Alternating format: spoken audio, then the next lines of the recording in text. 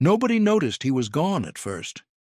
The hotel lobby was loud, crowded, full of Yankees in suits and reporters with notepads and fans pressing against the glass doors, hoping to catch a glimpse of their heroes. It was the night before the World Series. Chicago was electric. The whole country was watching. Babe Ruth should have been in the middle of all of it, holding court in the lobby, telling stories, laughing too loud, signing autographs until his hand cramped. That's what Ruth did the night before big games. He thrived on the energy, fed off the crowd, became larger than himself in the moments when the stakes were highest. But he wasn't in the lobby. His teammate Waite Hoyt noticed first. He'd come downstairs looking for Ruth, wanting to talk strategy, wanting to feel the reassurance that only Ruth's confidence could provide before a game this big. He scanned the lobby twice. Nothing.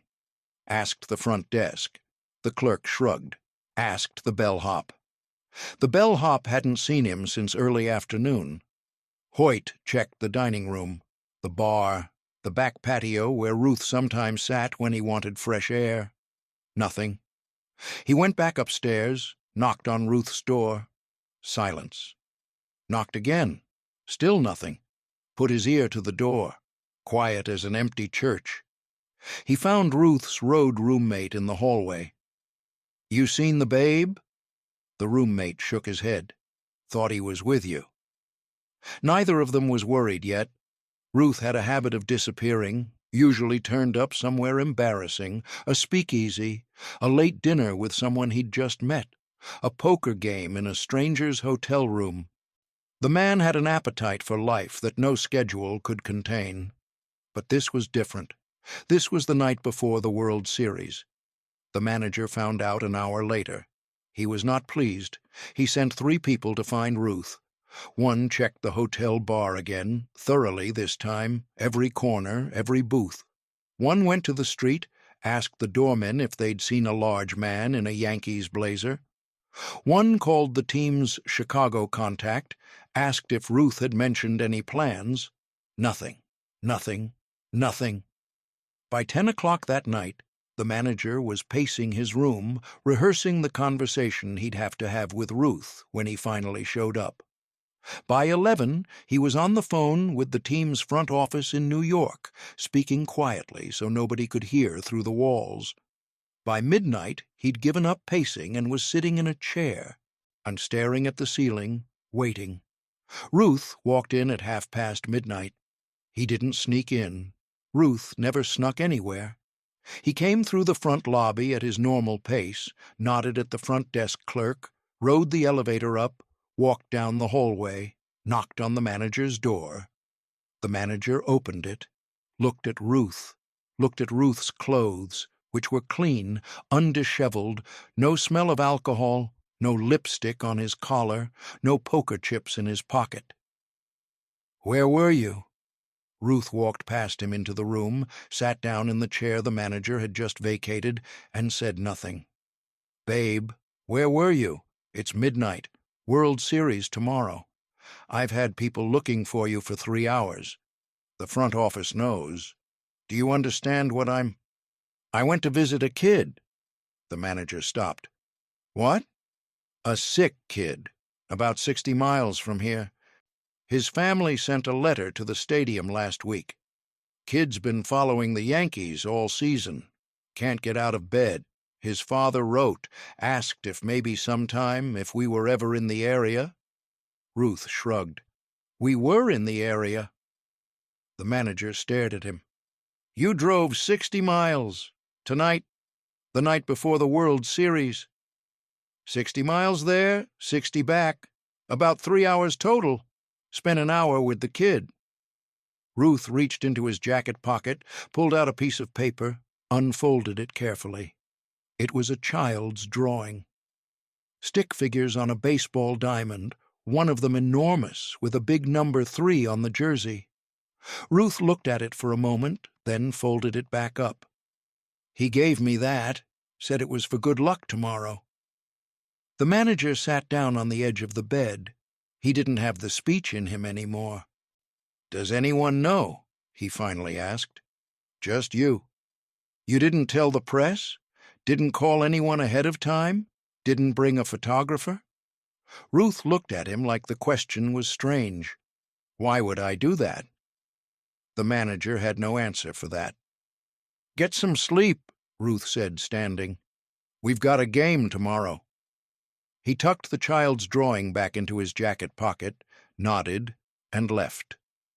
The manager sat there for a long time after he was gone. The next day, Babe Ruth hit 2 home runs. Nobody connected the 2 events. How could they? Nobody knew about the 60-mile drive. Nobody knew about the sick kid. Nobody knew about the drawing tucked into Ruth's jacket pocket, which he'd transferred to his uniform before the game, which was with him when he stepped up to the plate and sent 2 baseballs soaring into the outfield seats. The reporters wrote about his swing, his timing, his remarkable ability to perform under pressure. They talked about his eyes, how focused he looked, how different from the Ruth who'd been loose and joking in the dugout during warm-ups. Something was different about him today, they wrote. Some extra edge, some deeper motivation. They had no idea what it was. Grantland Rice was one of the greatest sports writers of his era. He'd covered Ruth for years, traveled with the team, written thousands of words about the man. He thought he understood Ruth, the appetites, the recklessness, the strange combination of genius and self-destruction. He thought he had the full picture. Then one afternoon, Ruth vanished again.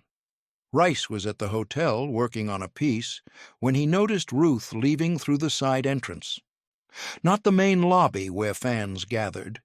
The side entrance, the one the staff used, the one that led directly to the parking lot without passing through any public spaces. Ruth was carrying something. A paper bag, the kind from a pharmacy or a grocery store. He was moving with purpose, not the usual ambling Ruth stride, but the stride of a man with somewhere to be. Rice followed. He told himself later it was journalism. A reporter follows his instincts. A story has a scent and you track it. He wasn't spying, he was working. He kept a full block back as Ruth got into his car. Waited, then followed at a distance. Through the city, onto the highway. North, away from everything, away from the stadiums and hotels and restaurants and all the infrastructure of Ruth's public life. 40 minutes later, Ruth pulled off at a small town. Nothing remarkable about it. A main street with a hardware store and a diner and a post office. Ruth parked in front of a house on a quiet residential street. White paint, small porch, flower boxes in the windows. Rice parked half a block away, watched. Ruth got out of the car, took the paper bag with him, walked up to the front door and knocked. A woman answered, and even from half a block away, Rice could see her reaction. The hand flying to her mouth, the step backward, the call into the house. A moment later a man appeared, shook Ruth's hand, held it with both of his, the grip of someone deeply grateful. Then they both stepped aside, and Ruth went in. Rice waited. An hour passed. Rice sat in his car, notebook open, pen in hand, writing nothing. He wasn't sure what he was witnessing, wasn't sure what the story was, wasn't sure there was a story at all. Ruth came out alone. The paper bag was gone. He stood on the porch for a moment talking to the man who had followed him out. The man's shoulders were shaking. Ruth put a hand on his shoulder, said something Rice couldn't hear. The man nodded. Ruth nodded. They shook hands again. Ruth walked back to his car. Rice got out of his. "Babe." Ruth turned, saw Rice. His expression shifted through several things quickly. Surprise, recognition, then something harder. "What are you doing here? I followed you." Rice held up his hands. "Journalism, I'm sorry. But, Babe, what was that? Who lives there? What was in the bag?" Ruth looked at him for a long moment. "You going to write about this?" That depends on what it is. Ruth walked toward him slowly, and Rice had a brief, uncomfortable awareness of just how large Ruth was up close. Not threatening, exactly, but large. "There's a kid in that house," Ruth said quietly. 8 years old. He's got something wrong with his bones. He's been in bed for 4 months. He can't go to games. He can't go outside. He just listens to baseball on the radio." Ruth paused. "He wrote me a letter, told me about his situation, asked if I could maybe send him an autographed baseball." Rice waited. "I sent him a baseball, then I kept thinking about him. So today I brought him some things." Ruth glanced back at the house. "Books, a better radio so he can hear the games clearer, some candy his mother said he likes." He looked back at Rice. "That's all?" "Babe, that's a story. That's a genuine—" "If you write about this," Ruth said, his voice dropping, "I'll knock your brains in." Rice blinked. "Not because I'm angry," Ruth continued, "because that family doesn't need reporters outside their house. That kid doesn't need strangers knowing his business. He's sick. He's 8 years old. He doesn't need to become a story." He held Rice's gaze. "You understand?" Rice understood. He drove back to the city without writing a word. But the thing about Grantland Rice was that he was, above everything, a man who understood what mattered. He spent 30 years writing about athletes, watching the difference between the ones who were great at their sport and the ones who were great as human beings.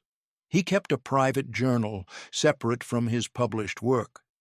Notes to himself, observations he couldn't print. That night he wrote a single paragraph. "Followed Ruth today. When 60 miles out of Chicago to visit a child he's never met, who wrote him a letter, who listens to baseball on the radio because he can't leave his bed. Ruth brought gifts. Spent an hour. Threatened to knock my brains in if I wrote about it.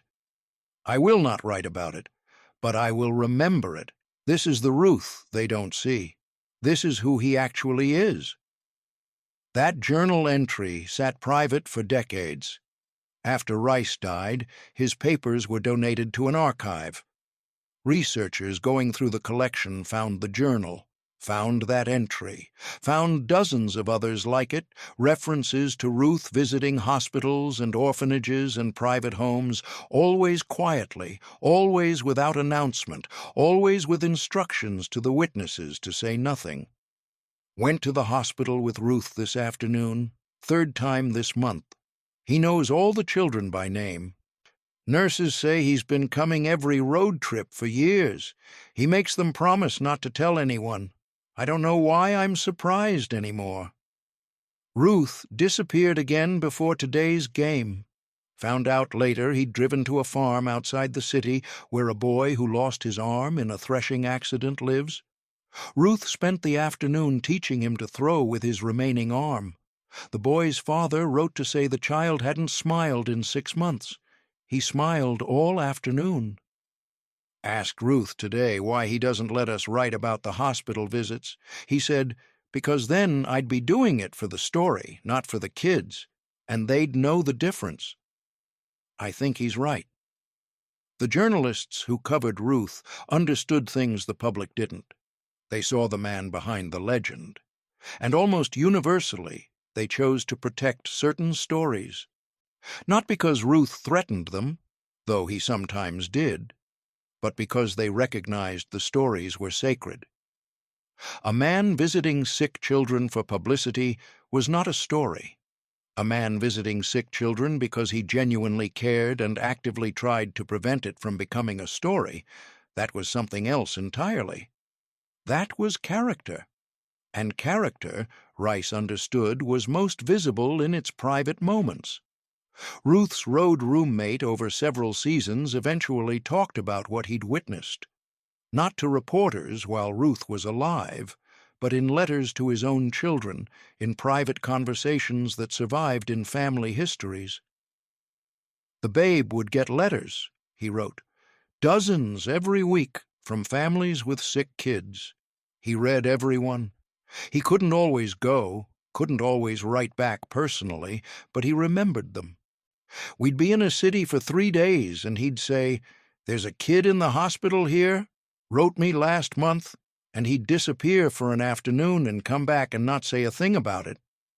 One time I asked him why he went, what he got out of it. He thought about it for a while and said, "You ever see a kid's face light up? Really light up, like a lamp turning on? That's the only thing that makes me feel like I'm actually worth something. Not the home runs, not the crowds.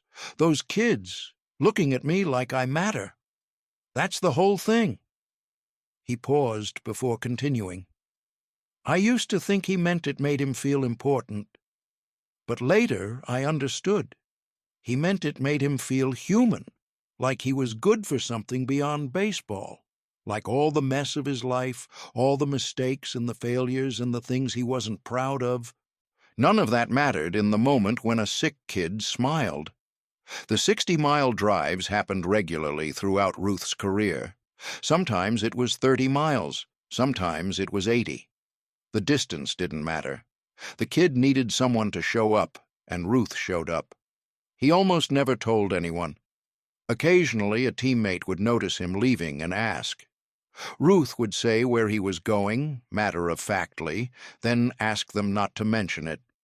The teammates didn't mention it. There was one moment, late in Ruth's career, that his roommate witnessed directly. A letter arrived at the hotel from a family whose son had been sick for a year. The letter was simple. The father had written it. His son was running out of time.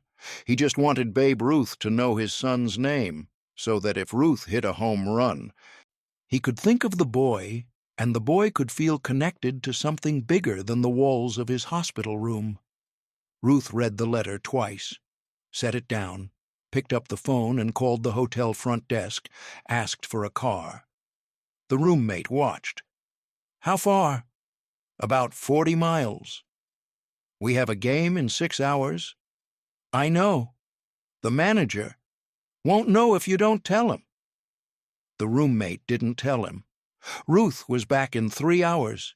He'd made it to the hospital and back. He'd sat with the boy for 45 minutes, learned everything about him, signed a baseball, told him he'd hit one for him that afternoon. Promised.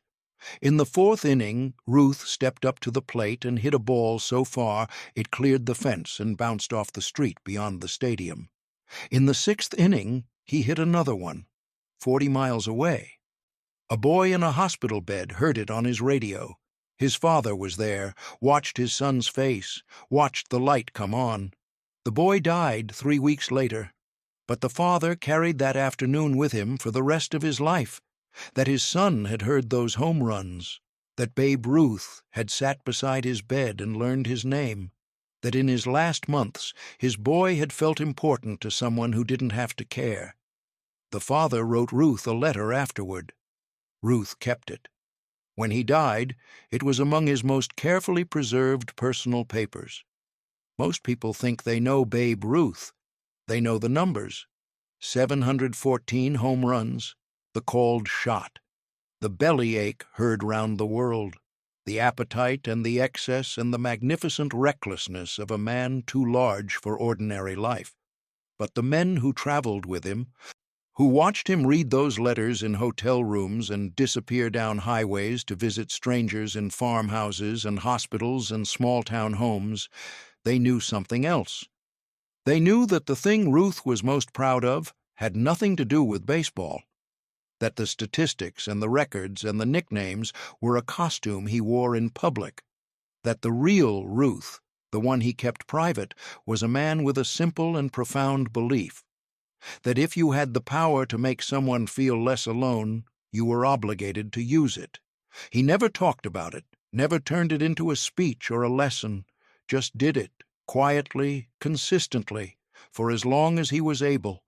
The 60 miles he drove that night before the World Series, the drawing tucked into his jacket pocket when he stepped up to the plate, the promise to a boy dying in a farmhouse 40 miles away. Nobody knew, Nobody was supposed to know, but some things can't stay secret forever. Not because someone breaks their word, but because truth has a way of finding its level, of rising through the cracks, of surviving the people who tried to contain it. Grantland Rice's journal sat in an archive for years. Ruth's roommates wrote letters to their children. Nurses kept diaries. Fathers kept the stories their sons couldn't tell anymore. And slowly, piece by piece, the private Ruth emerged from the shadow of the public legend. Not the Sultan of Swat, not the Bambino, not the man with the biggest swing and the biggest appetite and the biggest personality in baseball history. Just a man who read letters from sick children and drove 60 miles in the dark to sit beside them. Who threatened to knock a journalist's brains in rather than let a family become a story? Who believed the only thing worth being famous for was making someone feel like they mattered?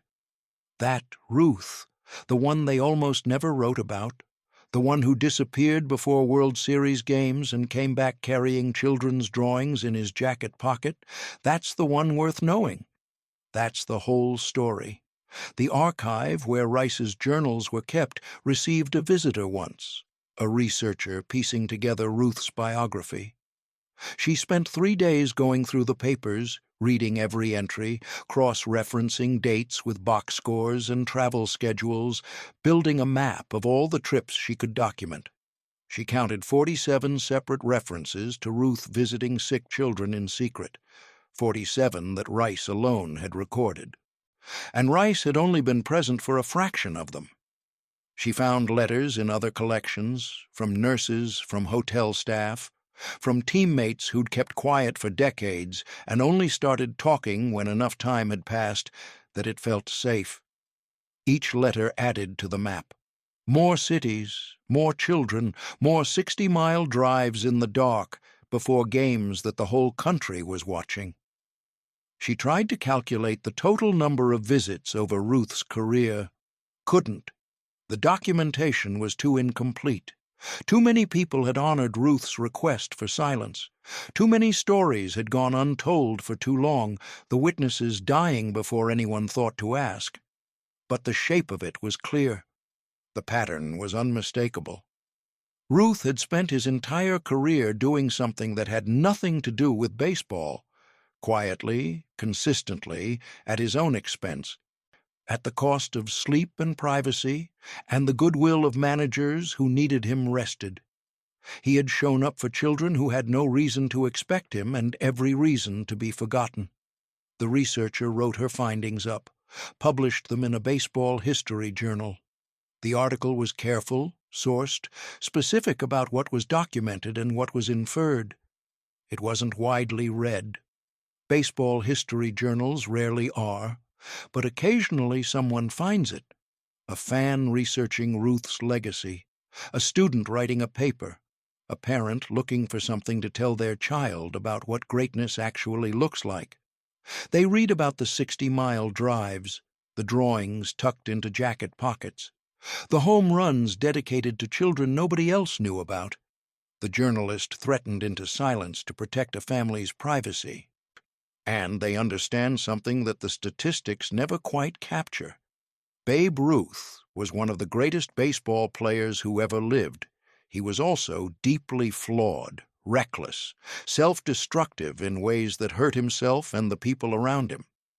But somewhere alongside all of that, quietly and without fanfare, he was also this. A man who read letters from strangers and drove across state lines to sit beside sick children and tell them they mattered. Not for credit, not for the story, just because he could, and because he believed that was reason enough.